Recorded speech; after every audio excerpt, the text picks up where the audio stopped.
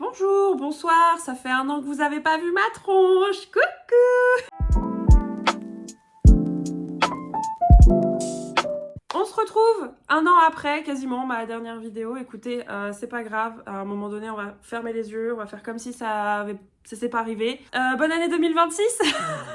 Dans une de mes dernières vidéos, j'ai dit bonne année 2025. Écoutez, 2025 a été très rude, mais 2025 est terminé, on passe à autre chose, on n'en parle plus, c'est bon, on peut entamer 2026 maintenant. Donc je me suis dit, en vrai j'aimais bien faire des vidéos, etc., discuter, papoter, parler toute seule finalement. Et je me suis dit, quoi de mieux que pour revenir que finalement vous parler de mes meilleures lectures 2025, puisqu'en 2025 donc j'ai lu 60 romans. J'ai essayé un petit peu de varier les genres, ça a été plus ou moins une réussite. J'ai quand même eu des très très bonnes découvertes et des très bonnes lectures, donc on est là pour en parler aujourd'hui. Sans transition, on commence, on n'a pas le temps aujourd'hui. J'ai fait une sélection de 5 livres, donc en 5e position, on enchaîne, j'espère que vous allez bien déjà.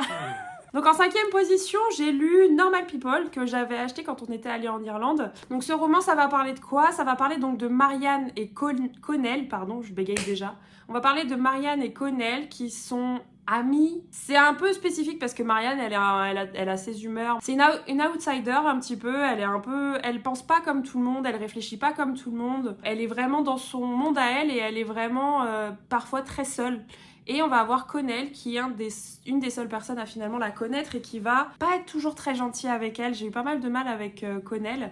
Et en fait, on va les suivre pendant des années et des années. Vraiment, on va être sur je sais plus combien d'années différentes et on va les suivre, voilà, ces deux personnages-là à travers leurs relations, à travers les relations qu'ils vont avoir aussi avec d'autres gens, puisque Connell, il va avoir des petites copines, il va avoir des groupes d'amis, il va avoir plein d'amis, etc. Groupes d'amis dans lesquels il va parfois se sentir assez seul. Et c'est vrai que à côté de ça, on va avoir Marianne qui finalement est parfois très bien toute seule, mais qui est quand même très souvent mise à l'écart parce qu'elle a des comportements des fois qui sortent un petit peu du lot et qui peuvent faire peur à certaines personnes en fait qui juste sont pas prêts en fait à accepter la différence de quelqu'un. Et donc on va avoir sur plusieurs années, on va vraiment avoir ces deux personnages qui vont se suivre, etc. Donc Marianne, elle a des sentiments pour Connell. Connell, il les accepte pas vraiment, c'est assez bizarre. L'écriture, elle est hyper détachée, mais ça nous empêche pas en fait de nous attacher, nous, à ces personnages qu'on va suivre pendant des années et des années. Vraiment, c'est très très long, je sais plus exactement... 4-5 ans, je pense. Sur 4-5 ans, on va les suivre. C'est hyper humain et c'est ça qui fait qu'on les apprécie, en fait, finalement, ces deux personnages. C'est, comme le titre, c'est des gens normaux, dans leur vie normale. Et finalement, ils ont rien de vraiment spécifique, si ce n'est leur relation assez atypique qui fait qu'on les suit et qu'on les aime et qu'on a juste une envie, c'est qu'ils trouvent enfin le bonheur. Parce que Connell, il a beau avoir plein d'amis, il est souvent seul.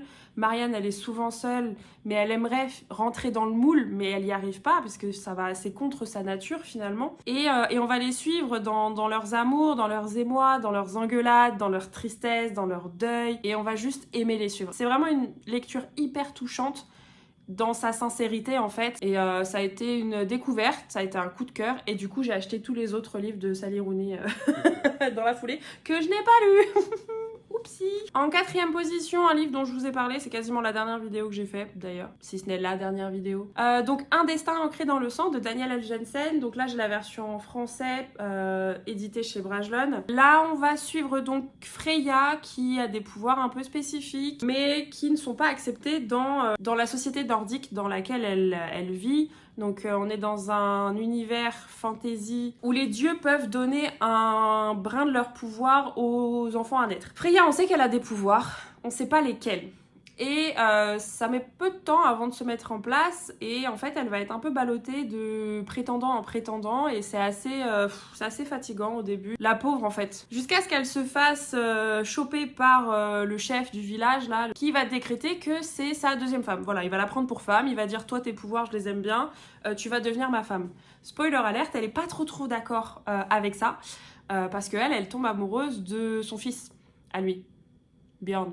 Oupsie. S'ensuit tout un truc de destinée, de prophétie avec les dieux, de tout un tas de batailles, etc. Franchement, en fait, ce qui m'a beaucoup plu dans cette romantaisie, du coup, c'est que déjà, Freya, elle est hyper badass. Genre, vraiment, elle a ses idées, elle ne déroge pas à ses idées, et à un moment donné, qui même me suivent, en fait. Et c'est assez intéressant, parce que c'est pas toujours le cas.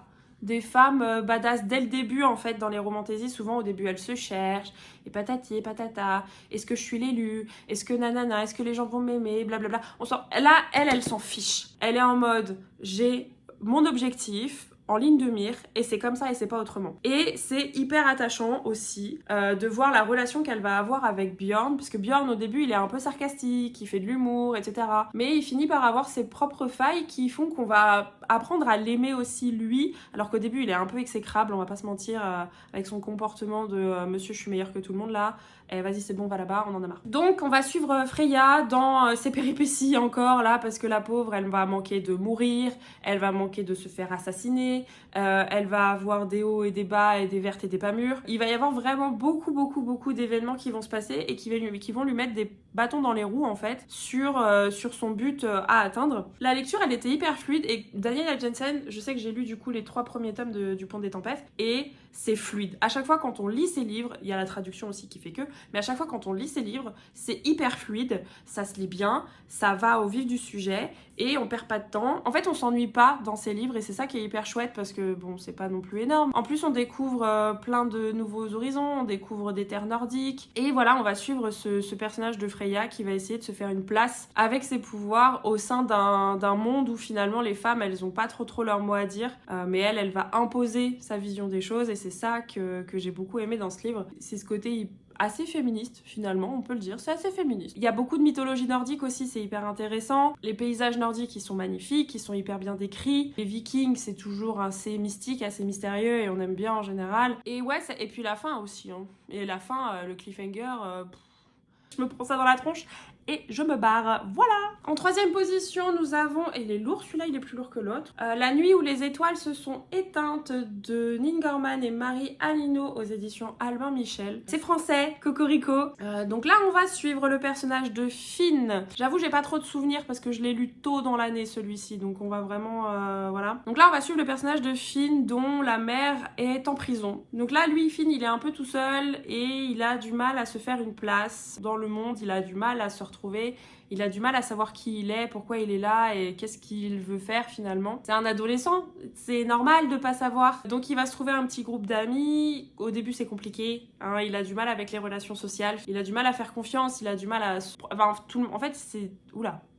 En fait, on y revient, il a vraiment du mal à trouver sa place en fait dans des groupes sociaux. Et il va réussir, heureusement, il va réussir à trouver des gens qui vont l'accepter, qui vont l'aider, qui vont être là pour lui dans toutes les périodes un peu compliquées de l'adolescence, la quête de soi, l'acceptation de soi, dans la reconstruction, dans tout un tas de choses hyper importantes. On va avoir des sujets importants sur l'amitié, sur l'amour, sur la confiance en soi, sur la confiance en les autres. En fait, ce roman, il est hyper triste, il y a des trigger warnings. Attention, parce ça traite de sujets très durs.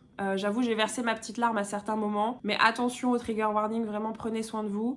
Mais ça reste un livre qui parle de beaux messages en fait sur Finn qui va juste apprendre en fait ce que c'est que la vie. Et oui t'es tout seul mais c'est pas grave en fait, à un moment donné il n'y a pas que la famille, il y a les amis aussi et tes amis peuvent devenir ta seconde famille et c'est hyper beau en fait dans les messages que ce livre va transmettre. C'est la famille on la choisit pas mais les amis on les choisit et ça peut être ça en fait, tu peux vivre des expériences super belles avec tes amis, tu peux vivre aussi l'amour. C'est un livre LGBT donc il y a beaucoup aussi de questionnements de qu'est-ce qui est normal, qu'est-ce qui n'est pas normal et pourquoi je ressens ça et est-ce que vraiment j'ai le droit de ressentir ça. Et c'est vraiment beau et c'est touchant, c'est authentique, c'est triste mais en même temps il y a plein de beaux messages à la fin. Je retardais beaucoup la lecture parce que j'avais peur d'être triste, j'aime pas être triste quand je lis et je sais que j'avais peur d'être triste et j'ai été triste.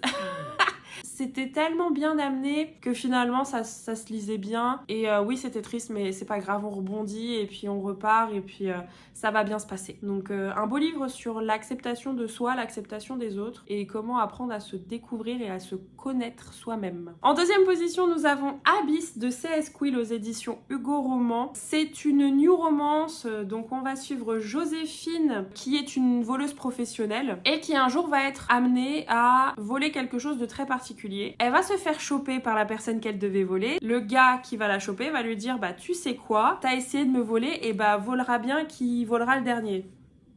Donc là c'est Vance, j'ai un doute, Vance Rackham. qui est un pirate des temps modernes, on va pas se mentir, qui est un propriétaire riche, homme d'affaires, charismatique, dangereux, ouais, bref. C'est un descendant de pirate. Et ça, c'est trop cool. En gros, ce qu'elle a fait, c'est Quill, elle a pris des histoires de pirates, elle les a mis dans notre monde et ça rend trop bien. Et donc Vance Rackham, cet homme d'affaires hyper riche, hyper beau, hyper charismatique, tout ce que tu veux, machin nanana là, il va lui dire ok, je t'ai chopé, mais t'es quand même doué, donc tu sais quoi, tu vas travailler pour moi. Et si tu veux pas, eh ben je te dénonce. Donc Joséphine, elle a moyennement le choix et elle va se retrouver mêlée à des histoires assez dingues quand même entre donc je crois 5 anciennes familles de pirates qui perpétuent un petit peu les lignées, etc. Donc c'est des familles qui sont riches, etc. et qui vont travailler moyennement honnêtement mais qui respectent tout un tas de règles, etc. Et du coup Vance, il a des comptes à régler, il a des choses à récupérer, il a des histoires à élucider et on va les suivre dans toutes leurs énigmes parce que Joséphine est un personnage qui est très intelligent. Elle est extrêmement intelligente. Elle a un esprit hyper habile.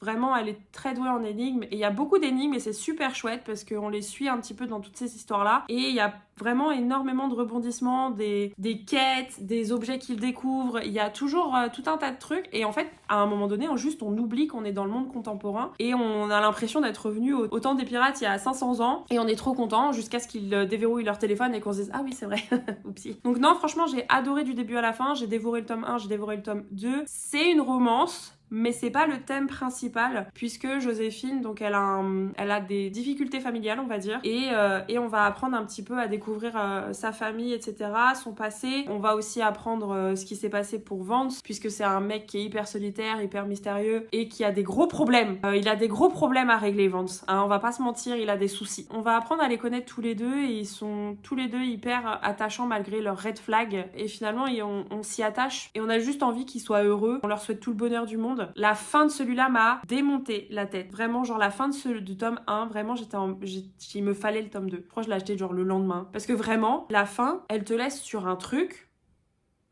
Il y a de la romance, mais c'est pas le thème principal. Donc, franchement, si vous aimez les énigmes, si vous aimez les pirates, et si vous aimez quand même l'humour et l'amour, bah allez-y en fait. Il y a même pas à tortiller. Il faut lire ça. Si vous me suivez sur Instagram, vous savez quel est mon top 1, le number 1. Blood of Hercule, écrit donc par Jasmine Mas, édité en français aux éditions Verso. Je suis allée en librairie, une nouvelle librairie que j'aime trop, la librairie Nilmé à Rennes. Et franchement, elle me l'a tellement bien vendue, la libraire. Je regardais tranquillement les livres comme ça. J'avais le tome 2 dans les mains, elle me fait... Attention, c'est le tome 2. Attends, le tome 1, il est sympa, regarde, tu vas voir. Elle me l'a pitché en 5 minutes, je l'ai acheté. Et quelle ne fut pas ma surprise de découvrir un univers aussi riche. On va suivre donc, comment elle s'appelle, Alexis. Donc on va suivre Alexis, qui est une orpheline, qui vit avec son petit frère qui est muet. Elle a une vie de merde, elle vit dans une caravane, elle se fait battre par ses parents adoptifs. Enfin, il y a strictement rien qui va. Au début, il y a rien qui va. Mais par contre, Alexis, elle a de l'autodérision, elle a de l'humour, elle a du sarcasme, elle est tellement hilarante que vraiment on est dans sa tête, mais c'est à mourir de rire. Elle a des réflexions, c'est à mourir de rire. Vraiment. Alors pour vous expliquer un peu le pitch quand même, on va suivre donc Alexis qui est très douée en mathématiques. Du coup se dit qu'elle va faire des études là-dedans. Sauf que pour faire des études, t'es obligé de faire un test sanguin pour être sûr que tu ne fais pas partie d'une famille d'Olympiens. À chaque fois que je vois les fanarts, j'oublie à quel point ils sont beaux. Parce qu'en fait on va avoir différentes familles dans ce livre. On va être dans un monde futuriste où les titans sont revenus et ils ont niqué la mère de tous les humains. Donc ils ont tué tous les humains, donc il y a les familles olympiennes, donc les dieux olympiens, qui sont venus pour aider les humains en gros à repartir et à se sauver quoi. Parmi du coup les familles olympiennes, enfin en tout cas les familles de dieux, on a aussi les familles chtoniennes avec les gens un peu plus méchants qui ont les pouvoirs un peu plus violents. Sauf que les olympiens, ils font pas assez de bébés, ça va pas assez vite. Donc les olympiens font des bébés un peu partout parmi les humains. Donc quand on arrive à l'âge adulte, on fait un test sanguin pour être sûr qu'on ne fait pas partie d'une famille olympienne. Les dieux grecs, ils appellent ça les Spartes. Donc Alexis, elle va faire donc ce test sanguin en se disant c'est une banalité finalement. Spoiler alert, pas du tout. Il découvre qu'elle a du sang olympien dans les veines et donc elle va être arrachée à ce monde humain pour être déposée dans le monde des Olympiens. Parce qu'en fait, comme elle a du sang Sparte, elle doit passer tout un tas de tests en gros pour prouver qu'elle a le droit de faire partie de ce monde. Elle veut pas. Elle veut pas du tout, du tout, du tout, du tout. Elle voulait une vie simple et tranquille et elle voulait gagner de l'argent pour s'occuper de son petit frère. Si seulement c'était aussi facile! Donc nous avons notre chère madame, qui en plus voit des serpents que personne d'autre ne voit, accompagnée donc de ce personnage, et ce personnage, qui sont pas vraiment gentils avec elle. Hein. Pour eux, c'est un moyen d'arriver à une fin finalement, et c'est qu'une humaine, et elle ne vaut rien, et on s'en fout. C'est un peu le déchet de la société qu'on se ramasse sous la chaussette, et qu'on est content quand on enlève. Voilà. Donc on va suivre les aventures un petit peu d'Alexis, qui va essayer de survivre tant bien que mal dans ce monde où elle y connaît rien, elle a pas envie d'être là, il y a personne qui est gentil avec elle, elle manque de mourir toutes les semaines, il y a tout le monde qui lui fait des croche-pattes parce qu'à un moment donné, c'est qu'une humaine, une semi-humaine. En plus, il y a personne en fait qui admet être son parent en fait, donc finalement c'est une orpheline, même chez les Spartes c'est une orpheline, donc c'est un peu la merde. Donc on va la suivre un petit peu dans ce monde là, et oh là là, en fait c'est le comportement d'Alexis moi ça m'a eu, c'est que contrairement à d'autres personnages de Romantaisie, comme on a pu le voir dans Le Destin ancré dans le sang, c'est que là Alexis elle veut pas être là, elle veut qu'on la laisse tranquille, elle veut juste rentrer chez elle et s'occuper de son petit frère, elle ne veut pas être Sparte, elle veut pas des pouvoirs, elle veut pas participer à des tournois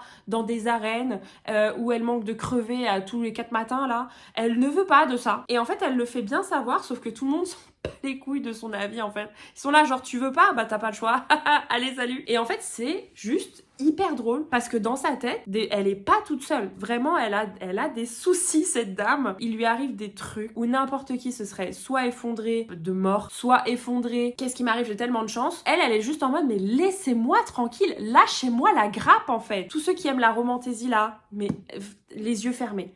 Les yeux fermés. Enfin, attendez un petit peu parce que le tome 3, il sort que le 2e semestre 2026. Et j'avoue que quand j'ai su ça, moi j'ai pigné. Parce que le tome 1, je l'ai boulotté. Le tome 2, je l'ai boulotté. Sauf que là, maintenant, faut attendre. Parce que le tome 1, il est incroyable. Le tome 2, il est vraiment, vraiment chouette aussi parce qu'il lui arrive tout un tas de nouvelles choses. On en apprend plein sur le monde dans lequel ils vivent. Et il y a des intrigues politiques, il y a des trahisons, il y a des énigmes, il y a des gens qui meurent. Pas hyper glorieux, mais c'est hyper intéressant. Par contre, attention, trigger warning, encore une fois. Lisez bien les trigger warnings au début, il y en a plein. On parle quand même de sujets qui sont assez durs à certains moments. Donc attention, c'est un white shoes. Voilà, la madame se retrouve au milieu de plusieurs garçons. Elle a pas envie d'être là. Elle en veut pas, laissez-la tranquille. Donc vraiment c'est hilarant et ça change des autres romantaisies qu'on peut lire d'habitude. Vraiment, meilleure lecture 2025, pépite, incroyable, j'ai trop aimé, c'était... J'ai même plus les mots. Voilà, ça conclut la première vidéo de 2026, peut-être la dernière. On sait pas, surprise. Voilà, je pense que je vais reprendre les vlogs, c'est surtout ça que j'aime bien faire, c'est les vlogs. Je me suis mis un objectif de 50 livres cette année, puisque j'aimerais bien aussi reprendre un peu plus sérieusement l'écriture, parce qu'en 2025, vraiment, c'est comme un train mais pincé dans la gueule. J'ai pas beaucoup avancé sur l'écriture, j'ai beaucoup lu, mais j'avoue que c'était assez compliqué aussi de trouver du temps pour lire. Donc voilà, 2026, j'espère reprendre le droit chemin. Je sais pas si c'est le chemin le plus droit, mais écoutez, j'espère juste que 2026 sera mieux que 2025. Écoutez, c'est tout pour moi. Déjà, j'espère que vous allez bien. Je vous souhaite à tous et à toutes une très bonne année 2026. J'espère que vous allez faire ce que vous avez envie de faire, lire ce que vous avez envie de lire et que vous allez passer de bonnes lectures surtout. Lisez ce que vous voulez, on s'en fout des gens, on s'en fout des avis des gens. Donc, je vous souhaite une très bonne fin de matinée, journée, nuit. Je vous dis à bientôt. Peut-être, ça va être la surprise. Et à la prochaine. Bisous, bye!